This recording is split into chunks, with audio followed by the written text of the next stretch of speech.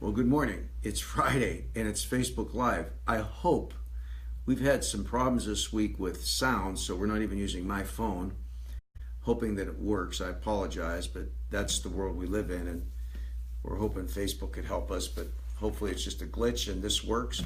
So, one of the things I wanted to talk about with the weekend coming up, with the weather changing, people get outside and they start, getting the mood of, the leaves will change in a few weeks, and it just sort of gets prettier and the temperature drops. But there's some common disputes that I see people coming to me on, and I just want to talk to you about it.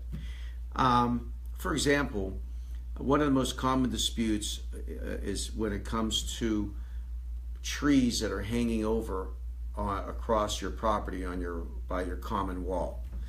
And this is a common thing in Las Vegas because, it's not like when you live back east where it's basically open and you don't have walls and fences and things like that. Vegas is very different. It's the desert, it's development, it's HOAs, it's all these different things. So one of the things that the most common problem that I see is you get these encroachment issues or these trespass issues, and instead of trying to work it out with your neighbor, you use self-help. And in that self-help, many times you can't expose yourself to liability.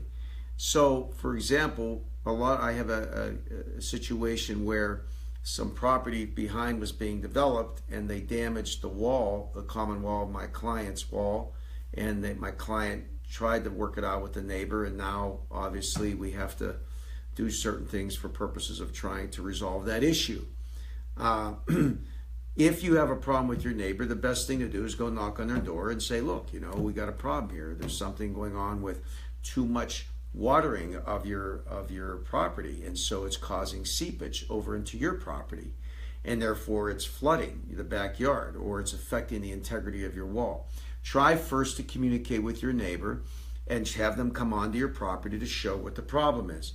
Now, if you have a neighbor that's a jerk, and we know that happens, then obviously you have to come to see us, and then we could take it into our own hands and write letters to the neighbors and say, look, we're trying to resolve this in an amiable fashion, but this is causing extensive damage to my client's property, so you need to turn this over to your insurance company. And a lot of times they don't want to turn it over to the insurance company. You should always report it to your insurance company. If you see a lot of damage on your property from overwatering of your adjacent property owner or neighbor, always turn it into your insurance company. Let them come out and look at it, because what you don't want to do is have it go on so long that the insurance company says, well, you didn't give us proper notice, and therefore we're not going to cover it for you. If you have trees that are overhanging on your wall, over your wall, you go to your neighbor and you say, listen, I'll be more than happy to even pay to have your tree trimmed, but it's hanging over, and there's leaves going in my pool, and there's leaves going in the backyard, and there's leaves doing this, and as a result of that, you got a problem. Now, one of the issues on that is you don't want to take it upon yourself to trim the trees, because if you do that, there's some laws in the book. It's not 100%, but there are some laws that basically say that you're liable if any damage comes to that tree and a tree dies or different things like that, although it can be defended in a court of law. You don't want to get to that point.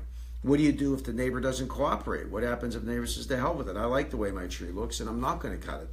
I'm not going to trim it. Then again, you come to see us, and I write a letter to your neighbor and say, hey, look, man, my client's trying to be reasonable, but you're being a jerk. And so if you don't do it, then we're going to have to go to a court of law and have to do something.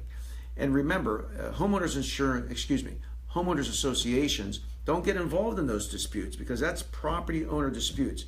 Homeowners association gets involved in common area disputes, common wall disputes where the HOA owns a common wall if you got a duplex or something like that, but they don't get involved in neighbor disputes. Can you ask them? Yeah. If it's not a big association, you could ask the management company, hey, could you talk to them? But they won't. They don't get involved in it, because it's not their problem. That's, they worry about many times stupid things, but a lot of HOAs are good for the community, and they make the community look beautiful, and if they're have a good management company and things like that. But the most important thing I want you to know is this. If you have damaged your property because of your neighbor, from tree issues, encroachment, trespass issues, overwatering of an adjacent property owner that's causing flooding in your backyard, causing problems to your wall, try to communicate with in fact your neighbor. If they don't do it, you should come and see us, because I've handled these cases, and we send letters out and we say turn it over to your insurance company because we got some issues here. And again, contact your homeowner's insurance, because they come out and inspect, and they'll give you an opinion as to what needs to be done to fix the problem. So very, very important to know. Communication is the best. Having nice neighbors is the best. And a lot of times what you're dealing with, by the way, is you're not even dealing with owners of the property. You're dealing with renters of the property, and they could care less. I mean, they don't even care.